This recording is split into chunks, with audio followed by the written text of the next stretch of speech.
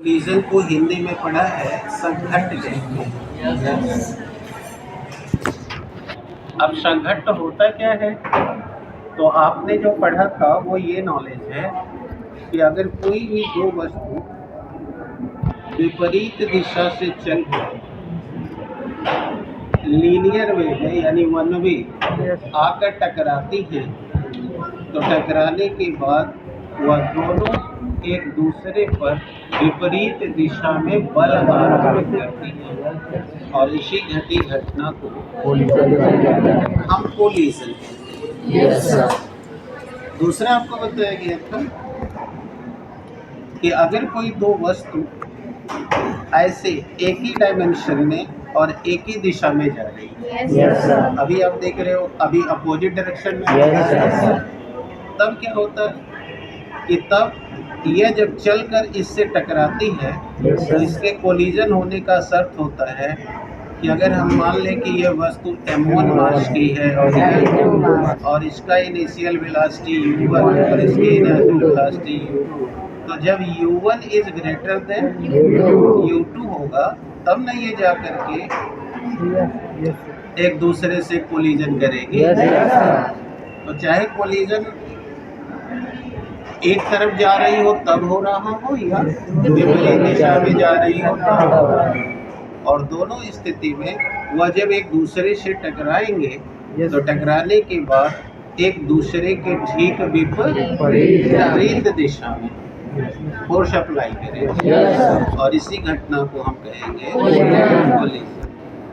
तो you have studied that when the two bodies are moving in a linear pathway in opposite direction and when they are just clashes with each other, so both are applied the force in the opposite direction over the each other. This incident is called collision.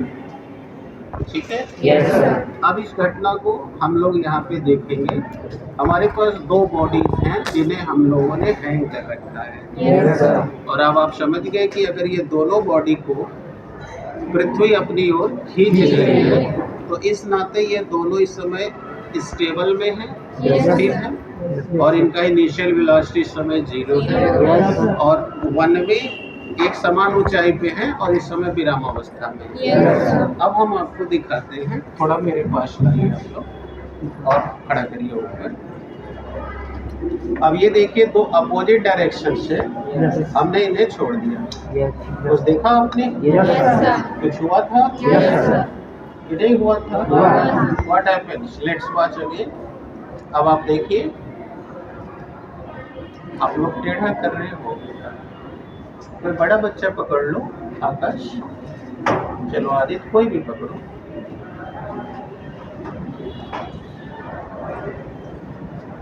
ठीक है, बराबर करो। कुछ हुआ? देखा क्या हो रहा है? अब ये दोनों आके ऐसे टकरा रही हैं, देख रहे हैं, तो टकराने के बाद क्या हुआ?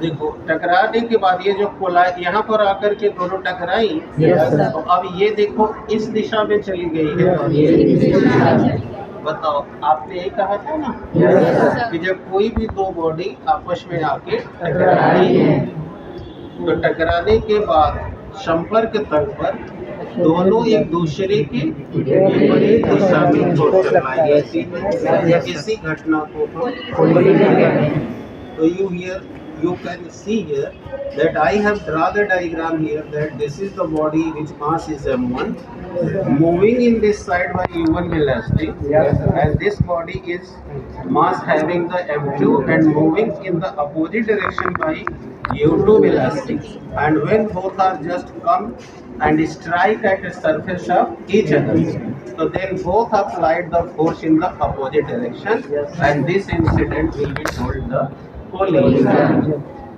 श्योर हो गया? अब जो बच्चे अभी आए हैं एक बार फिर से वो देख ले तो मैं आगे की बात करता हूँ। That's clear? Yes sir.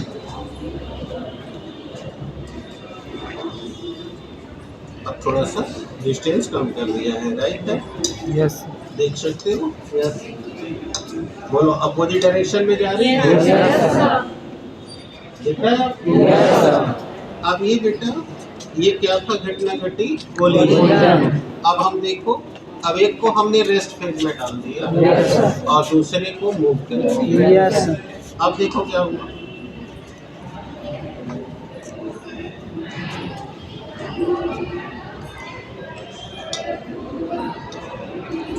अब इस तरह से आपने देखा कि यह जब इसको जाकर ऐसे टक्कर मारी है तो आप लोग को जो मैंने संवेग संरक्षण में बताया था कि जब देखना यहाँ पर देख लो, जो बच्चे कंफर्म नहीं है वो इसी को देख करके समझ जाएं। जब इसका वेलोसिटी ज़्यादा रहेगा यानी कि पीछे वाली वस्तु की वेलोसिटी ज़्यादा होगी और आगे वाली वस्तु की वेलोसिटी कम होगी। तो जब ये जाकर इसको टक्कर मारेगी तो टक्कर के बाद जो टकराई हुई वस्तु है जिससे टकराई है उसका वेलोसिटी कम हो जाएगा, जिसे टक्कर लगा है उसकी वेलोसिटी ज़्यादा है। ऐसा क्यों?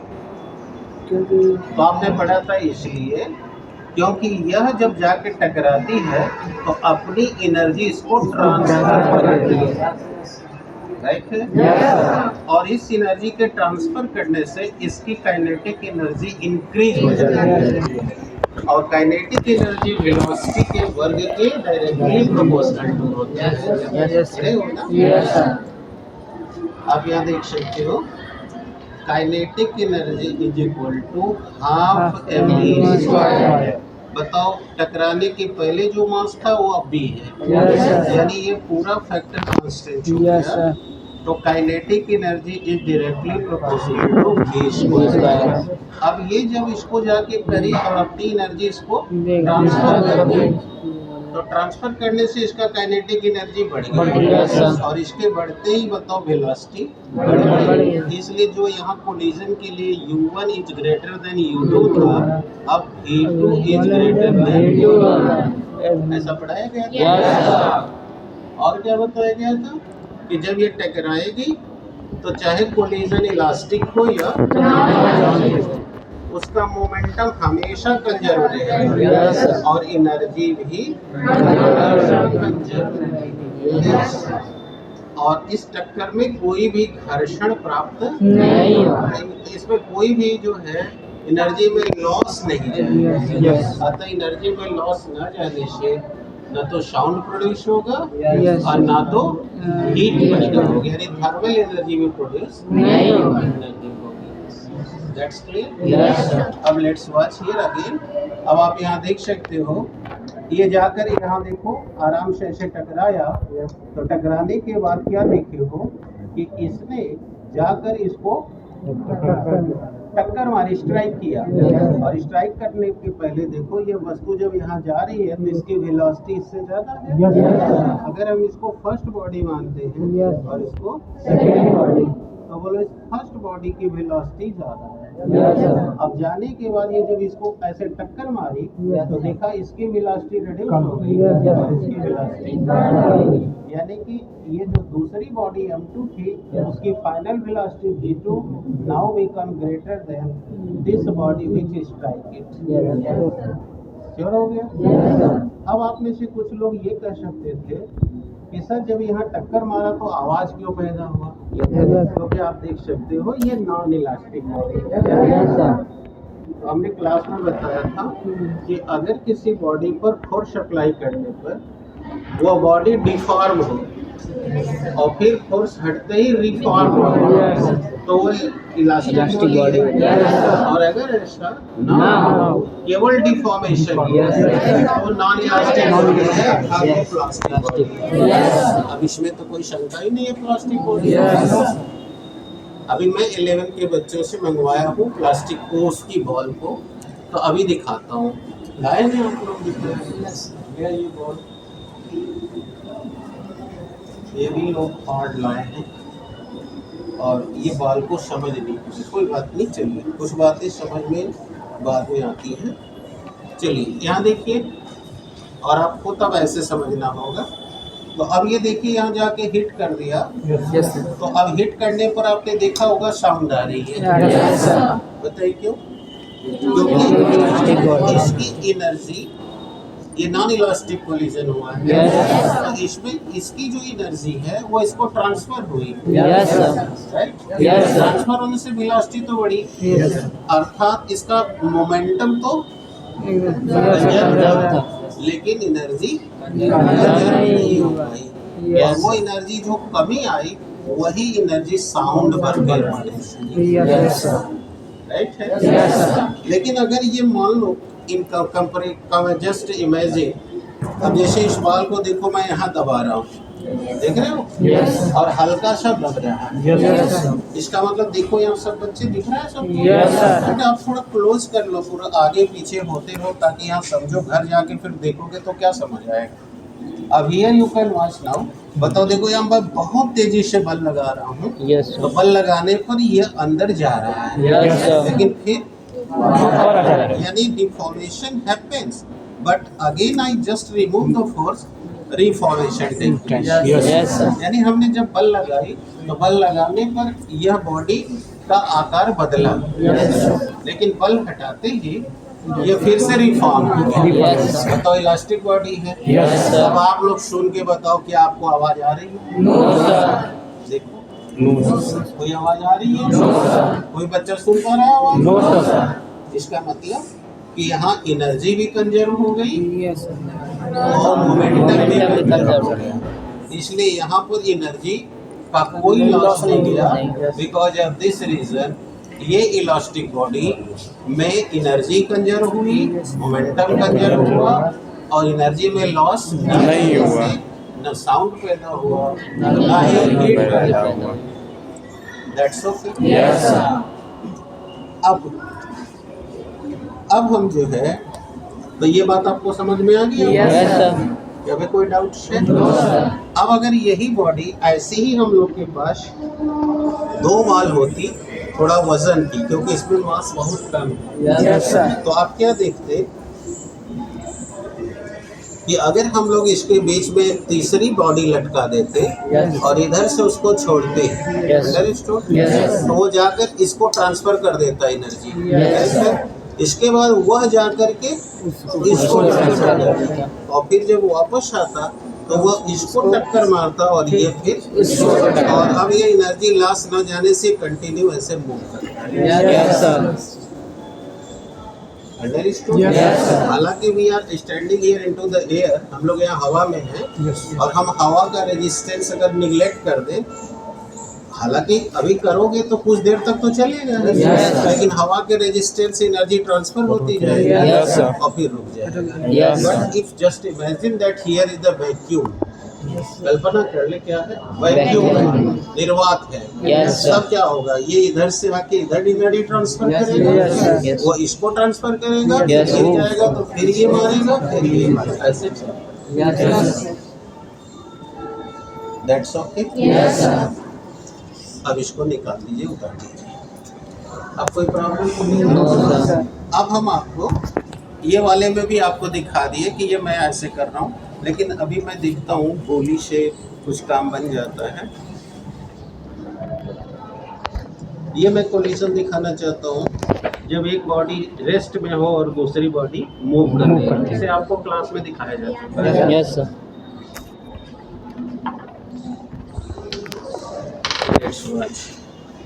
देखिए ये बॉडी क्या है, रेस्ट में। रेस्ट में। Yes sir. और अभी देखिए, अब ये हमने इसको देखा आपने, अब अगर हमने इसको यहाँ से ऐसे हिट किया तो देखिए हिट होने के बाद दोनों बॉडी अलग अलग होकर वन डायमेंशन में चली। Yes sir. और अगर मैं यहाँ पे इसको इधर सपोर्ट नहीं देता, आपको याद होगा क्लास वाला प्रैक्टिकल, तो अब अगर हम इसको यहाँ पे हिट करें, 2 डायमेंशन निकाले जा रहा हूँ, थोड़ा समतल नहीं लगा पाया है। देखिए यहाँ से देखिए,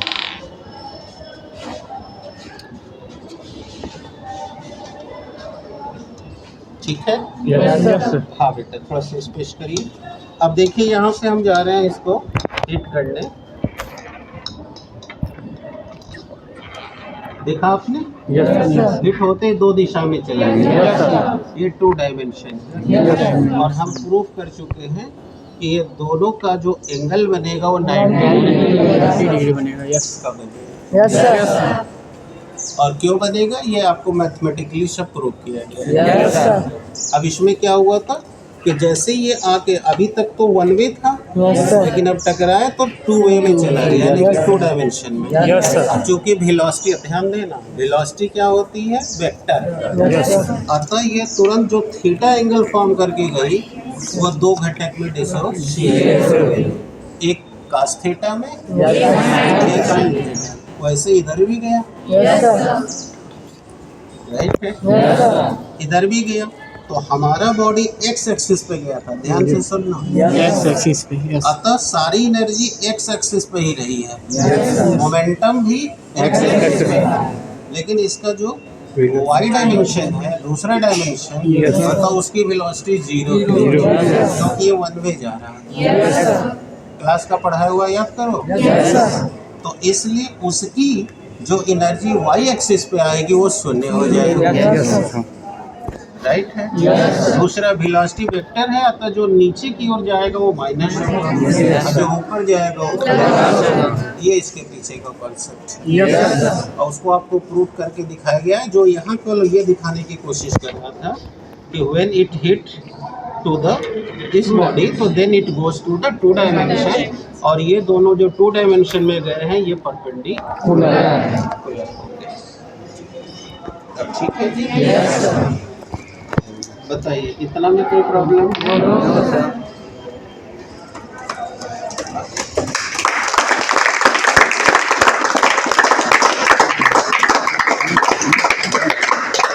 बेटे अभी आपने कोलिजन के दोनों कॉन्सेप्ट को देख लिया है, 1 वे और 2 वे, और मैंने इस पर भी दिखा दिया है।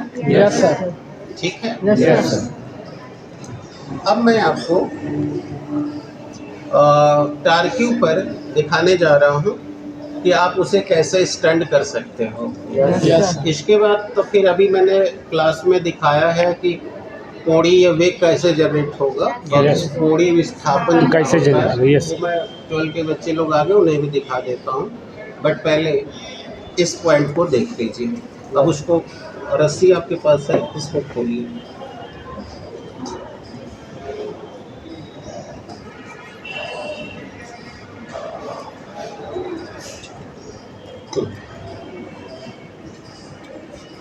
लीजिए, यहाँ से तोड़िए, इसको बराबर करके तोड़ लीजिए, उससे रख लीजिए। आपको दूसरे को दे दीजिए, इसमें दिक्कत वाली बात नहीं होती है। ये तीली ले सकते हैं आप लोग, हमारे ऑफिस में हो। हमारे ऑफिस में सिलाई है, देखिएगा जहाँ बैठते हैं उसी के पीछे, उसमें से 3 ठो कांटी निकाली है। ये हम लोग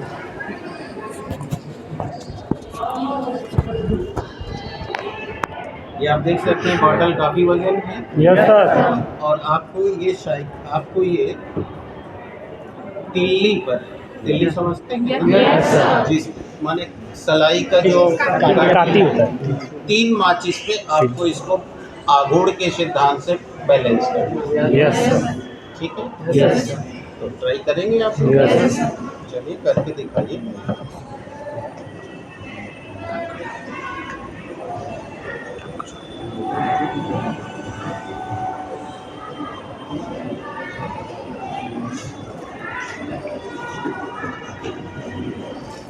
क्या लग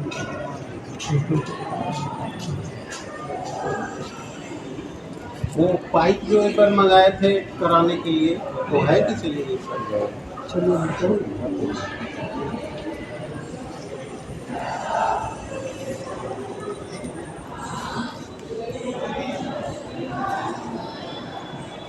चलिए देखिए, आपको इसके द्वारा, ये देख रहे हैं आपको, यस सर। और इसके द्वारा आपको बैलेंस करना है। Yes yes sir. वही करेगा। चलिए, और किसी चीज का सहारा नहीं लेना।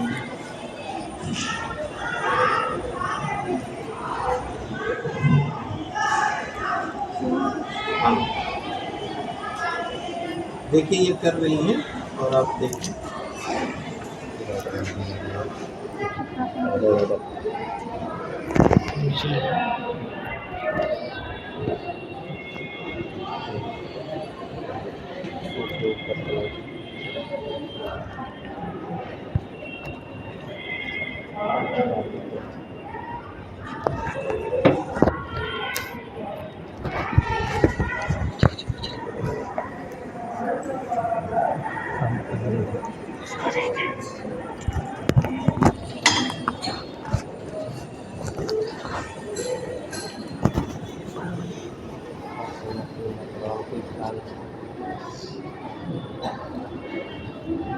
छोड़ दे रहा है उसको, तो लकड़ी थोड़ा मोटा मंगा देते हैं, क्योंकि हो सकता है धागा पतला हो तो छोड़ देगा वो। जरा बेटा इतनी मोटी लकड़ी ले आओ, क्योंकि ये छोड़ दे रहा, सरक जाएगा। इनको कॉन्सेप्ट आ रहा है। 3 ले आओ, 3 थोड़ा मोटी ले लो बेटा। तुम लोग क्या खड़े हो, नहीं देख सकते हो? वही तो लेके बच्चा के देखो। 3 मोटी लकड़ी ले लो। अब ज़्यादा बड़ी नहीं चाहिए बेटा, हाँ सूखी लकड़ी ले आओ। अच्छा चलो,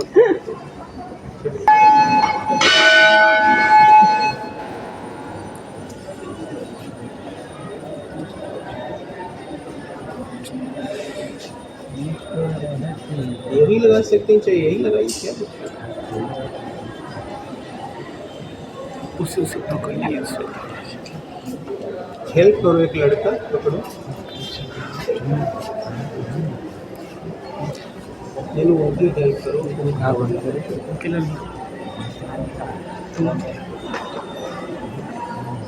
हो गया क्या?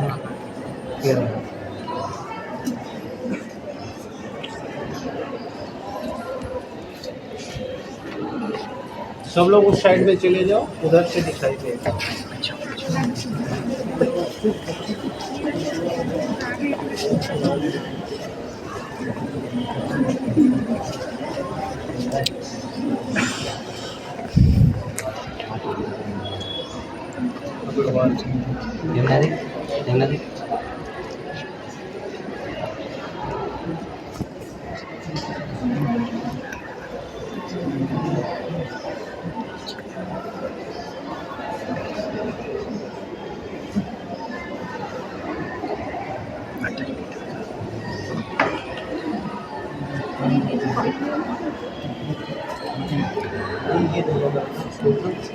एक पन्ना लगा दिया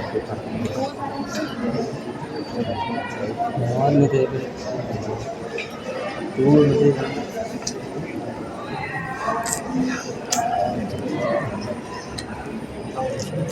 वीडियो कट करो। शरद इसकी थोड़ी मोटी होती है।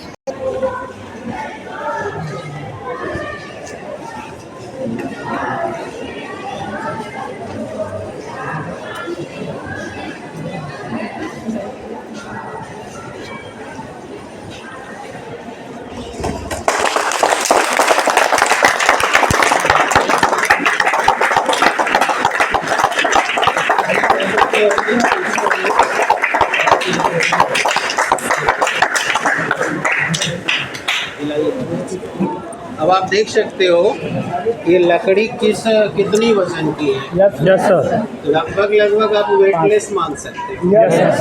और इन्होंने देखो 3 की सहायता से इसको बल आघूर्ण के प्रिंसिपल से बैलेंस कर दिया है। जबकि ये जो तुम्हारी बोतल है वो बोतल कम से कम 50 ग्राम की होगी, वजन की है। और देखो यह आघूर्ण के प्रिंसिपल से जो पिछले दिन तुम्हें समझाया गया था और मैंने करके भी दिखाया था। अब आप देख सकते हो कि इन दोनों के बीच में इसके लग रहे बल भार को डिस्ट्रीब्यूट कर दिया गया है एंगल पे। दिखाई दे रहे हैं? तो अब यहाँ से चलो कोई बात नहीं, बट देखे हो समझ गए। और इस वजह से ये बल आघूर्ण के प्रिंसिपल से यह मैनेज हो गया है। अब तो कंफर्म हो गया। अब उठा लीजिए। तो इनके लिए एक बार जोरदार तालियां बजाते हैं।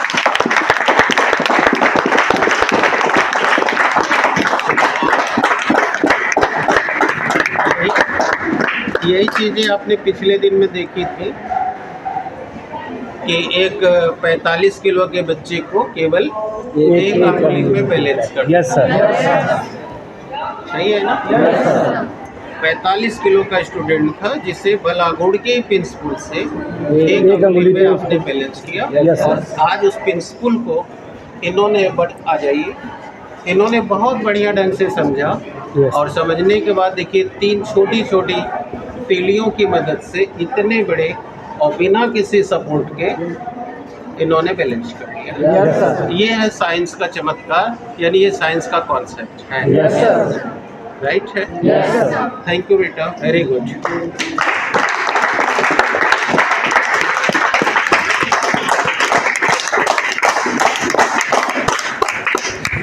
अब हम लोग क्लास में पढ़ते रहते हैं, जिन्हें आज ही मैंने इन लोग को क्लास में दिखाया है।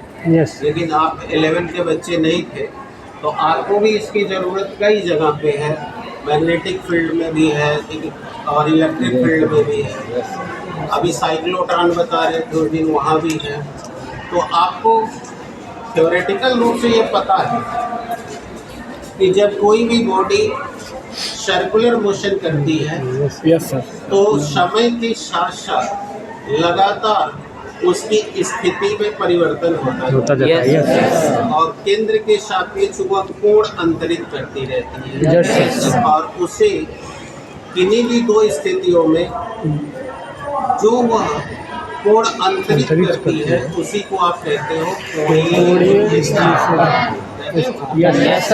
जैसे आपको नज़दीक से आगे दिखाओ, जैसे आप पढ़ते हो क्लास में कि मान लीजिए कि ये r त्रिज्या का कोई वृत्ताकार पथ है। अब इस समय ये बॉडी पॉइंट A पर t1 बराबर 0 आवर में v वेलोसिटी से चलना प्रारंभ करती है। और इस समय इसकी स्थिति θ1 है सेंटर के सापेक्ष। जब ये मूव करती हुई t2 is equal to after t time, बताओ यह A डैश पे चली गई, तो अब देखो यहाँ से यह इतना कोण अंतरित कर ली, अर्थात अब यह θ2 पोजीशन शो कर रही है। तो आपको कोणीय विस्थापन का डेफिनेशन दिया जाता है कि वृत्तीय पथ के किन्हीं भी 2 स्थितियों के कोण के अंतर को कोणीय विस्थापन कहते हैं। नहीं पढ़ते हो? यह वृत्तीय पथ पर घूमते हुए केंद्र पर वह जितना कोण अंतरित करती है वह उसका कोणीय विस्थापन है। और अब आप पढ़ते हो कि कोणीय विस्थापन की दर को कोणीय वेग कहते हैं। अब हम आपको एक एक्सपेरिमेंट के जरिए कोणीय विस्थापन भी दिखा रहे हैं और कोणीय वेग भी, ताकि आप समझ सकें। राइट है? आगे आप आइए शुभम। और आप लोग सभी बच्चे थोड़ा सा डिस्टेंस ले लीजिए और सब लोग इधर से इधर आइए, क्योंकि यही देखना है। और सामने का फील्ड पूरा खाली कर दीजिए, ये पूरा, क्योंकि इनको कोणीय विस्थापन भी शो करना है और कोणीय वेग भी। राइट है? अब सब हट जाइए, इधर से पूरा जगह खाली करना पड़ेगा आपको। आप थोड़ा और पीछे लंबे जाइए ना, कोई इशू नहीं, आप लंबे जाइए। आप लोग भी इस साइड में आइए, क्योंकि इनको फील्ड चाहिए, वॉच कर देते हैं। अब आप लोग को क्या करना है वो समझिए। आप सभी को आप पीछे आप सबको इजी वे में बेटा साइंटिस्ट बनिए। आप सभी बच्चे को, यह देखो यहाँ पे सभी गर्ल्स बॉयज ध्यान दो, आप सभी को शुभम का हेड की पोजीशन देखनी है। और शुभम आपको क्या देखना है पता है या बता दें? पता है। तो आप सबको पहले क्या देखनी है? पीछे नहीं देखना है। All of you have not to see just behind. All of you have to make a focus over the head of observer. ये ऑब्जर्वर हैं। और आप सभी को इनके सिर को देखना है, ये क्या कर रहे हैं। ठीक है? और विवेक कहाँ गए? जाइए। बेटा आप लोग वहाँ से हटेंगे तभी इधर आ जाइए, इस साइड में आ जाइए। बस बस हो जाएगा, हो जाएगा, धूप में मत जाइए। विवेक आप वहाँ साइकिल जहाँ खड़ी है वहाँ जाइए। और आप जानते हैं ना कहाँ तक जाना है, पहले स्लो मोशन में जाना है और स्लो मोशन में वहाँ से लेकर सीढ़ी तक जाना है और सीढ़ी से फिर स्लो मोशन में आना है, ठीक है। फिर आके छाया में खड़े हो जाएंगे। आप सब लोग यहाँ देखिए, उधर नहीं देखना है, आप इनको देखिए। Start now.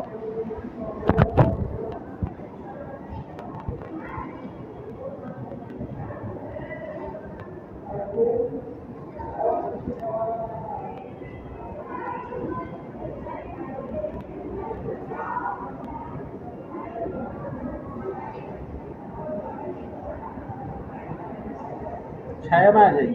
आप लोगों ने नोटिस किया था? Yes sir. इन्होंने यहाँ से अपनी विजन उसको बनाते हुए ऐसे मूव किया।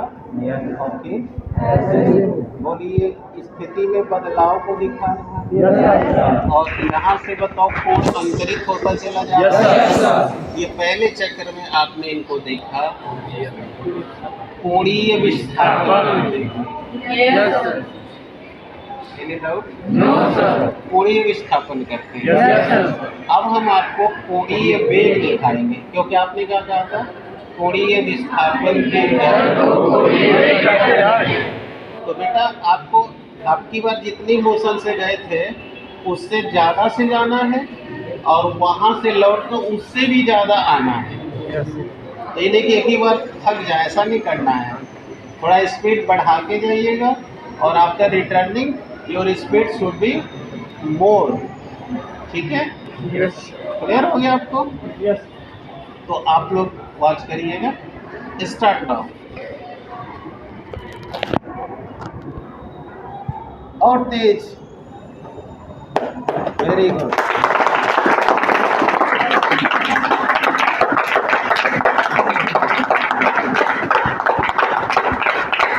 अब आप लोग क्लोज हो जाइए। अब आप सब बच्चे क्लोज है और अब आप लोग मुझे बताइएगा आपने क्या वॉच किया।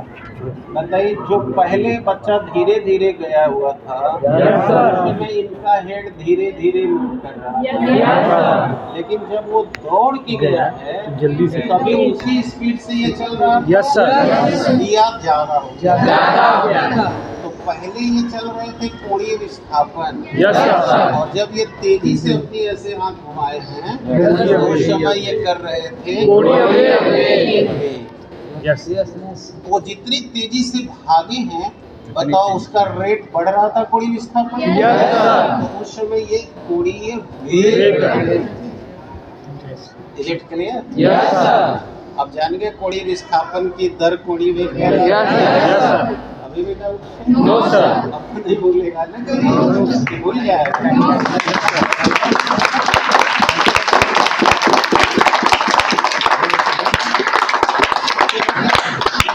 अब अगर वो बच्चा बताओ सराउंडिंग कर लिया होता यस सर। तो इनका कोणीय विस्थापन 2 पाई रेडियन होता। Yes sir.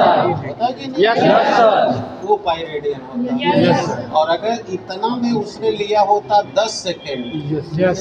ठीक है, Yes, sir. तो इनका कोणीय वेग होता 2 पाई बाई 10, यस। क्योंकि एक चक्र में लगे समय को आवर्त कहा Yes, जाता sir. है। अर्थात वो पाई बाई 5 रेडियन पर सेकंड के वेग से इनका कोणीय वेग। Yes sir. जैसे आप घड़ी का निकालते हैं, सेकंड वाली सुई 12 से चालू होकर तो बोलो 60 सेकंड लिया चक्कर में, तो 2 पाई बाई 60 यस सर।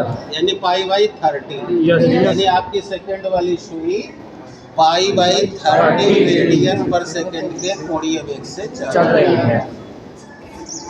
अब आपने इनके सिर को देखा था ना, कितनी तेज ऐसे घुमाए थे इन्होंने। Yes sir. तो वो कोणीय वेग चल रहा था। Yes. जो पहले था वो क्या था? कोणीय विस्थापन। तो एक बार शुभम के लिए अपने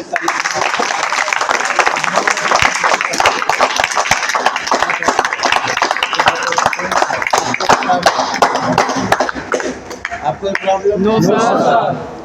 समझ में आ गया? Yes sir. चलिए। अब हम आपको,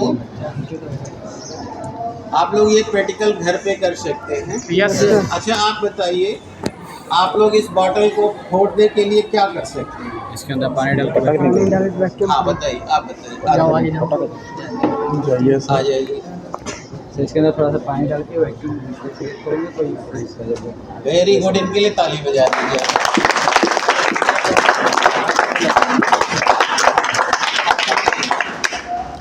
कॉन्सेप्ट पर ध्यान दीजिए। ताली बजाना इसलिए ज़रूरी है कि आपके बॉडी में एसिटिलकोलिन पैदा हो जाए, न्यूरॉन्स फट से रिसीव करे। बट इन्होंने जो कॉन्सेप्ट बताया वो कॉन्सेप्ट इज सो प्रीसियस। अगर मैं आपसे कहूँ कि बेटा इस बॉटल को फोड़ दीजिए, तो आपके दिमाग में जानते क्या आएगा? मन कौन कठिन काम है। Yes sir. आएगा पटक दे। Yes sir. Yes, you will say this. Yes, sir. You will say or not say? Yes sir. And you will think just like a normal person. If I have just ordered you, give you the permission, just break down it. तो आप कहोगे इसमें कौन सी बड़ी बात है भैया, इसको तो उठा के पटक देंगे फट जाएगा, या बहुत खुश होंगे तो कहेंगे यहीं पर ईंटा लेकर कूच देंगे फट जाएगा। राइट? अब आप बताइए, क्या ये आपका कार्य साइंटिफिक होता? यानी your vision is just a scientific? Your vision is just related with destruction. आपका दिमाग विनाश की ओर सोच रहा है। इससे आपको क्या समझ आता है कि मनुष्य का दिमाग पहले नॉर्मल ही ढंग से लेता है, और जो लोग इस सामान्य स्थिति को कुछ विशेष स्थिति में बदल पाते हैं, उनका ब्रेन एक्टिव होकर कुछ कंस्ट्रक्शन करता है। और इन बच्चे ने बहुत अच्छा जवाब दिया कि सर हम इसमें थोड़ा पानी नहीं, पूरा यहाँ तक भर देंगे। Yes sir. तो पहले भरोगे बेटा, तो इसके अंदर की जो हवा होगी बताओ वो निकल जाएगी। और उसका स्थान वाटर ले लेगा। अब आपकी अंगुली जो भी इस पे आराम से घुस जाए, अब उसको डालकर खूब तेजी से बाहर की ओर खींचो। तो खींचते समय देखना कुछ पानी बाहर आ जाएगा, और जैसे ही बाहर आएगा उतनी स्पीड से एयर अंदर जाएगा, अंदर जाके फोर्स अप्लाई करेगी और ये बॉटल ठीक है। तो यहाँ फोड़ा फोड़ी नहीं होगा। आप घर पे कोई बॉटल लेकर, ये बॉटल मत लीजिएगा, दूसरी बॉटल लेकर, ठीक है, आप स्वयं कर सकते हैं। बट करते समय ध्यान रहे कि नीचे कोई आप बाल्टी रख लेना, ताकि फूट के गिरे तो उसी में जाए, आपकी बॉडी पे न गिरे, चोट लग सकती है। That is clear?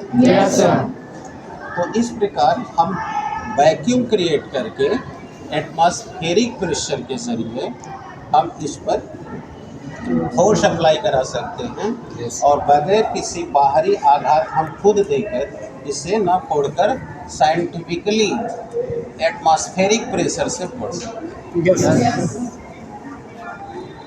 It's all right? आप बताइए, कोई डाउट है? इतनी चीजें सबको समझ में आ गई या अभी प्रॉब्लम है? चलिए, अब आप लोगों को एक एनर्जी के कंजर्वेशन का ही एक एक्सपेरिमेंट और है, जो दूसरे दिन जब टॉपिक में आ जाएगा तो पढ़ाते हुए बता देंगे, क्योंकि एक्सपेरिमेंट एक दो नहीं है, जितना आप टॉपिक पढ़ते जा रहे हैं उस पर सैकड़ों एक्सपेरिमेंट है। वो आप जितना कर पाएँ और जितना अच्छे से इसको रियलाइज कर पाएँ। ठीक है? आप सबको एक काम रहेगा, आप उस काम को करिएगा घर पे। एक आप कोई भी पात्र ले लें, जैसे गिलास ले लें, और उस गिलास में थोड़ा पानी डाल लें, और अब आपको एक बैलून की सहायता से